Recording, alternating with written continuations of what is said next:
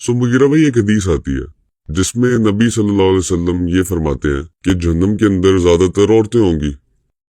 ये क्या औरत होने में ऐसा क्या मामला है कि वो वाकई में ऑटोमेटिकली जहन्नमी हो जाएंगी? ये कैसी बात हुई? इसके बारे में कोई वजाहत तो करें। देखिए, पहले तो आपने ये हदीस पूरी नहीं बयान की। इस हदीस के अंदर इसका जो पहला हिस्सा है वो ये है कि मेजॉरिटी जो फुकारा है, गरीब लोग हैं, वो जन्नत में होंगे।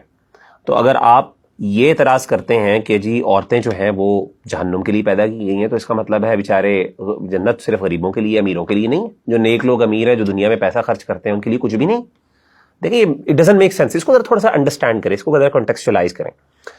बात यह है कि इसी हदीस के अंदर नबी सल्लल्लाहु अलैहि वसल्लम ने जिक्र किया कि क्या वजह है, वजूहात भी बयान की। फ़कीरों की तो वजह समझ आती है कि दुनिया के अंदर मुश्किलात और परेशानी है, और अमीरों के अंदर ज़्यादातर आमतौर पर दुनिया के अंदर शर वही फैलाते हैं, तो इसकी लॉजिक समझ आती है। लेकिन औरतों की क्या वजह है? उनकी नाशुक्री है, जैसे कि हदीस के अंदर वाज़ेह होता है। हमारा दीन जो है वो देखें एक फियर और रिवॉर्ड के सिस्टम पे बिलीव करता है। और मकसद क्या है औरतों को बताने का? उसका मकसद ये है कि ताकि औरतें अपनी इस्लाह करें। एक क्लास है सोसाइटी की, एक सेक्शन है, कैटेगरी है, उसको बताया जा रहा है कि आपके अंदर ये कमियां है, आपको इसका प्रिकॉशन लेनी चाहिए और डरना उसको चाहिए जो ये काम करती है, जो नाशुक्री करती है। लेकिन जो नाशुक्री नहीं करती, जो अपने आप की अपनी सेल्फ डेवलपमेंट पे काम करती है, उसको डरने की जरूरत नहीं। जहन्नम उसके लिए नहीं है। और ये चीज सिर्फ औरतों के साथ खास नहीं है, आपको बहुत सी मिसालें ऐसे कुरान और हदीस में मिल जाएंगी।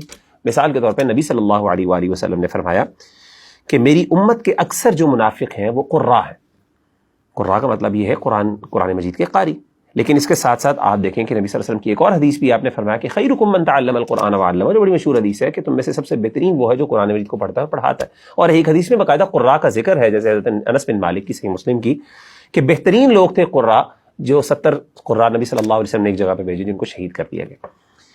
तो क्या अब इसका मतलब है कि हालांकि कुरान अल्लाह की किताब को पढ़ना कितनी अजमत वाला काम है, उनका मकाम और मर्तबा क्या हो सकता है, लेकिन अक्सर मुनाफिक क्यों कहा गया? क्यों? डेफिनेटली उलमा बयान करते हैं कि जब उनकी ऐसा बंदा जो बहुत अच्छा काम करे, नेचुरली ज्यादा खदशा है कि शैतान के फितने का शिकार हो जाएगा, रियाकारी के फितने में शिकार हो जाएगा, और भी रीजंस हो सकते हैं। इसी तरीके से औरत को भी ये जिक्र किया कि ये वो आपकी नाशुक्री का एलिमेंट है जहां पे शैतान आपको सबसे ज्यादा टेस्ट और ट्रायल, आपको सबसे ज्यादा फितने में मुब्तला करता है। तो मकसद जो है लोगों को डराना है, और मकसद ये है कि अगर आपके अंदर एक कमी है उसको ओवरकम करना है। इसमें हमें किसी किस्म की जो है जस्टिफिकेशन की भी जरूरत नहीं है, किसी किस्म की इंटरप्रिटेशन की जरूरत नहीं। बात बड़े वाज़ेह। और इसमें वही बड़ी बात है, डरे वो जो करता है। जिसने किया नहीं है ये बुरा काम, उसको डरने की कोई जरूरत नहीं है। कुरान भी डरना शुरू कर दें, कुरान मजीद पढ़ना छोड़ दें, सारे नेकी करना छोड़ दें। जी वो अक्सर जो है वो मुनाफिक होते हैं, तो हम भी नेकी का काम ना करें, क्यों ना करें जी, करें, लेकिन अपने साथ इस्लाह भी करें। तो ये कोई इतनी बड़ी बात नहीं। ठीक है, इस कॉन्टेक्स्ट में इसकी बात समझ आती है।